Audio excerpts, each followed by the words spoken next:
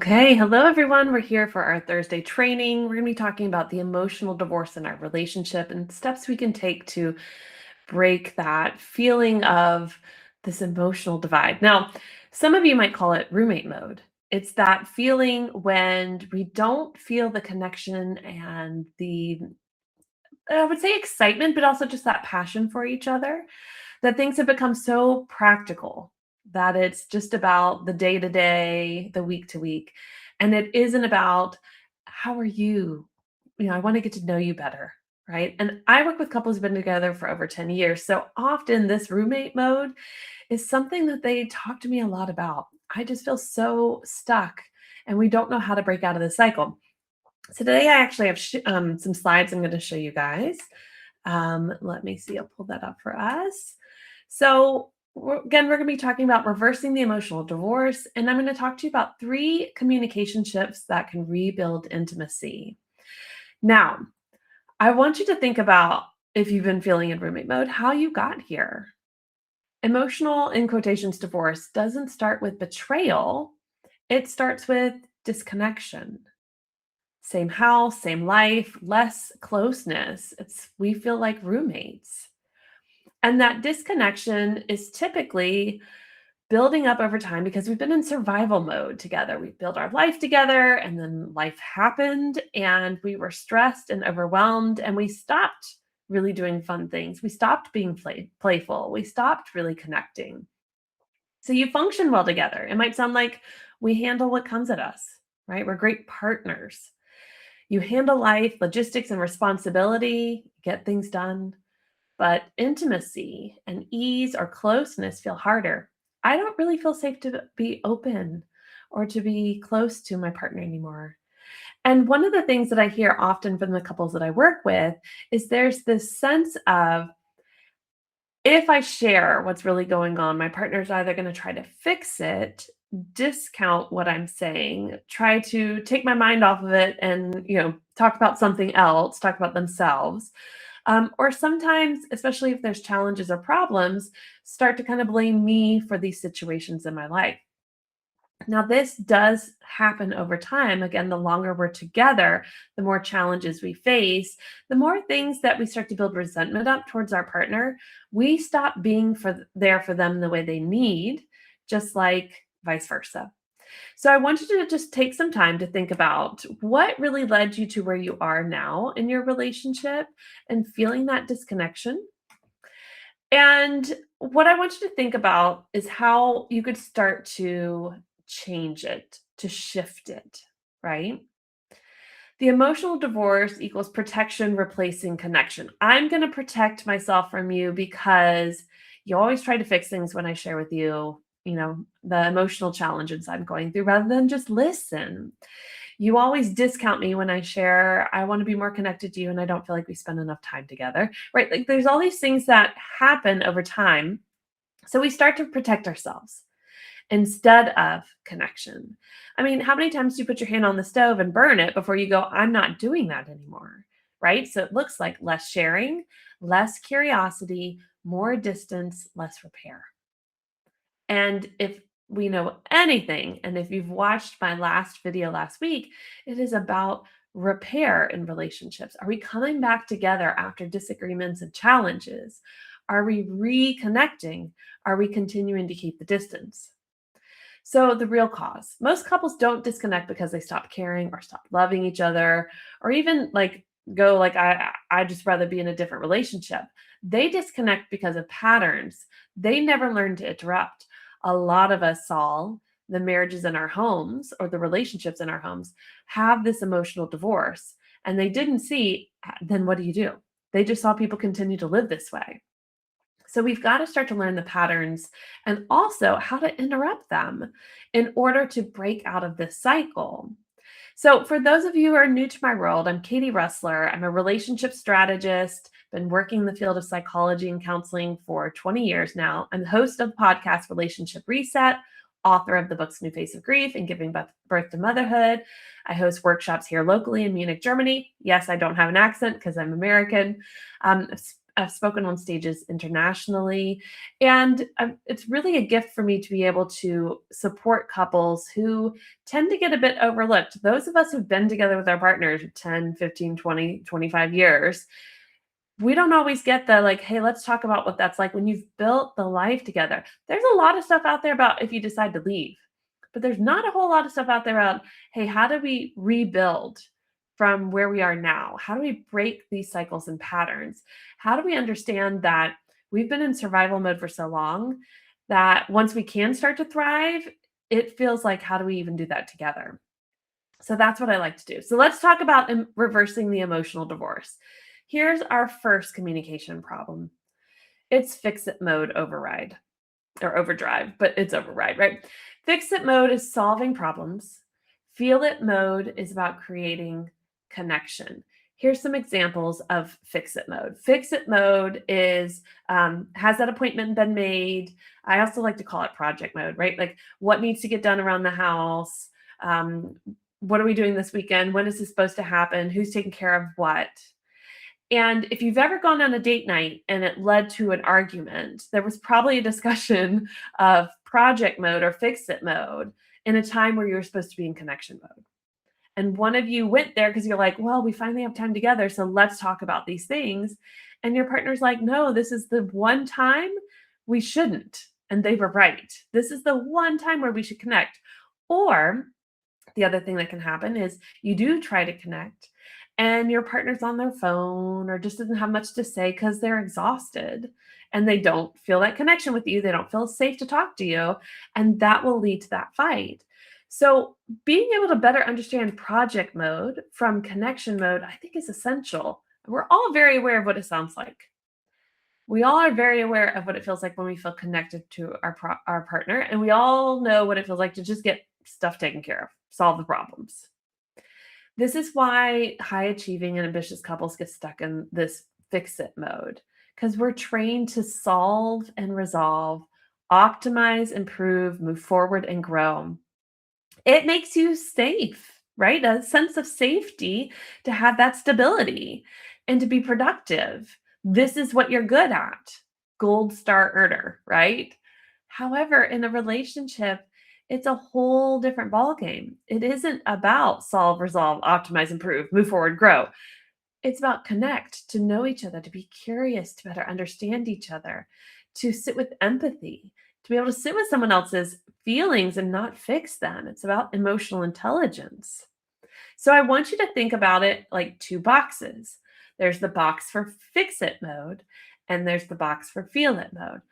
What happens over time is we start to enmesh the two. Fix it mode and feel it mode start to become you didn't load the dishwasher the way I asked you to. You must not love me or care about me. You're not listening to me. You forgot to make that appointment again that I asked you to. You must not respect me. Right? We start to interconnect our relationship and our feelings for each other and our belief systems around each other into project mode. Okay, so think about it this way. At work, when a coworker of yours, someone on your team, drops the ball on something, are you like, you must not love me, you must not respect me, you must not care about me? No, you're like, you dropped the ball on this. I can't finish my part of the project. Can you please get this done so that we can get this out of the way? Because project mode and fix it mode is that emotionally detached. It's just getting stuff done. Why we enmesh the two is because we're not taking time for connection mode. So if no connection mode happens, we have to box it all in together. So all our feelings, how you act or react to me is all wrapped up in project mode. Instead of going, hey, connection mode really feels, a lot of people love to use the term the love bank, right? Or a love tank. It fills that up so that we can be great partners in project mode, so that we can be respectful and connected in project mode. And so we have to learn how to separate those two and better understand when we're playing in what box. Again, if you are on date night, it's about connection mode. Unless you said we're going to spend the first 30 minutes planning our week or our month, and you both agree to it. But most of the time, people are just like, oh, by the way, no, no, no, no. No. That is your time to be like, "Honey, how are you? We have gone through a big season of stress. What's been on your mind? What has been interesting to you?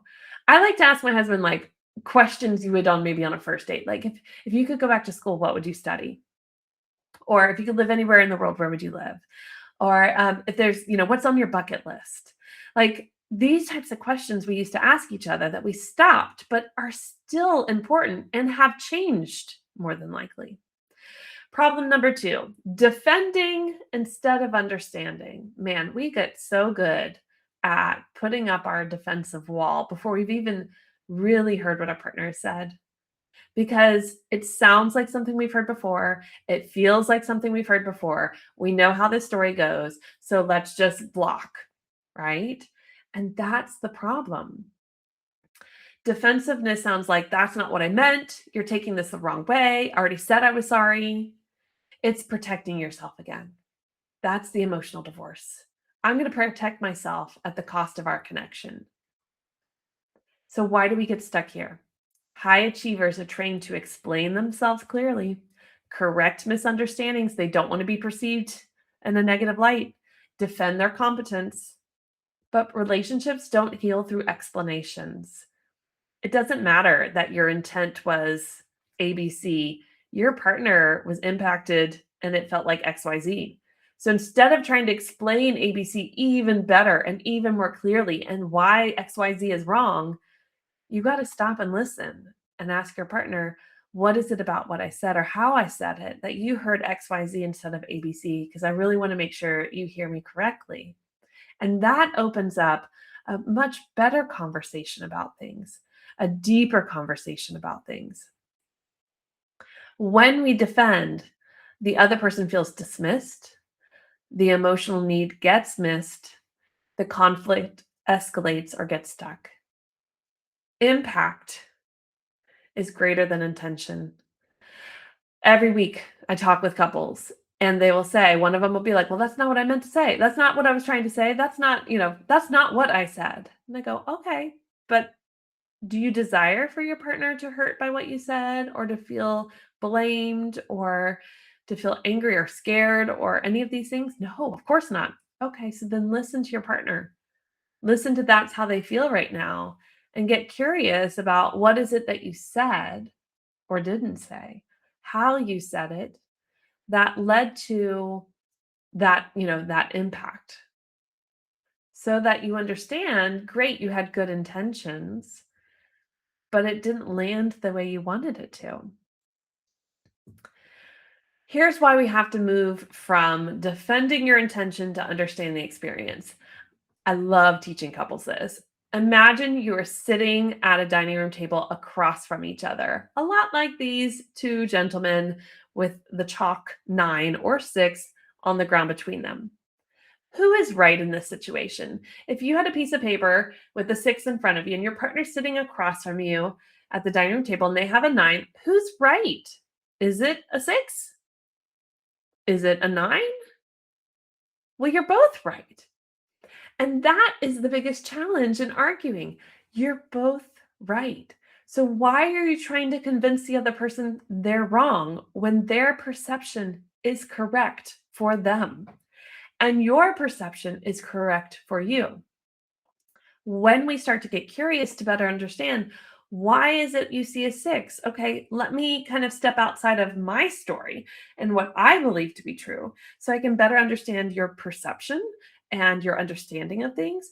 I can kind of see why it's a 6. That doesn't mean my perception is not a 9. I haven't changed, but I have a more holistic view of what's happening. And so now we can come to better conclusions about what to do next. We can compromise, we can collaborate, we can negotiate instead of fighting about the details of who is right. Because often I say, both of you are right. And there's a third story that's actually the correct one.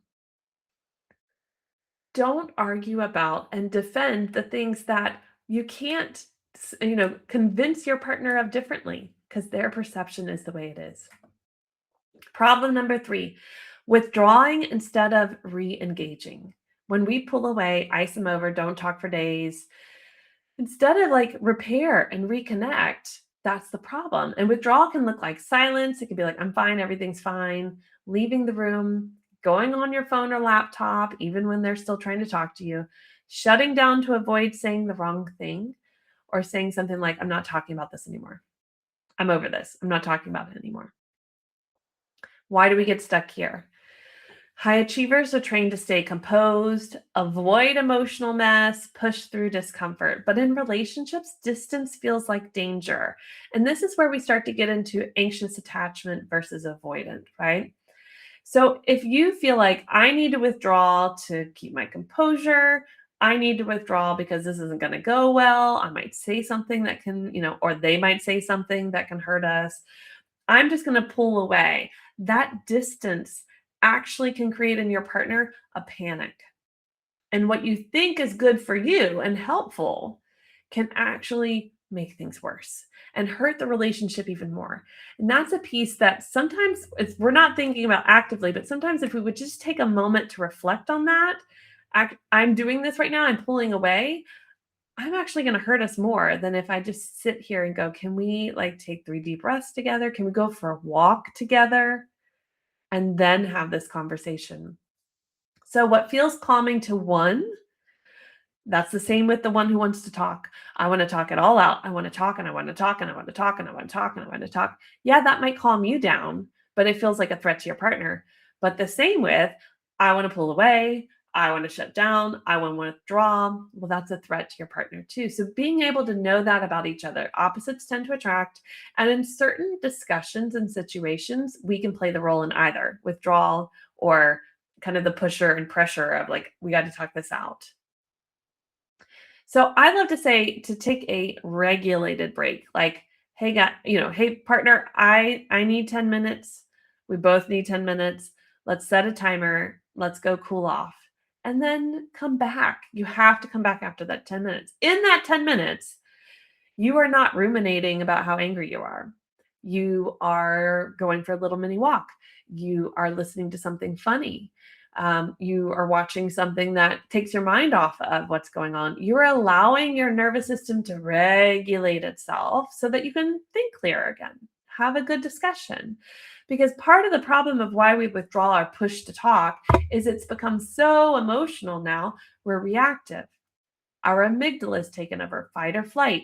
With fight or flight, we have short term memory issues, tunnel vision, hard time hearing very well. And all of these things make it so that we're not going to have great discussions. So a pause is really helpful, but disappearing is harmful. A pause is short with a timer and you come back. Disappearing, you don't know when they're going to come back, and it feels like a disconnect. Reversing emotional divorce doesn't require more talking. It requires fixing less and feeling more. Now, if you hear that and you're like, ugh, that's okay. That's usually a sign that feelings in general don't always feel comfortable to you. That's something you can learn how to get more comfortable with.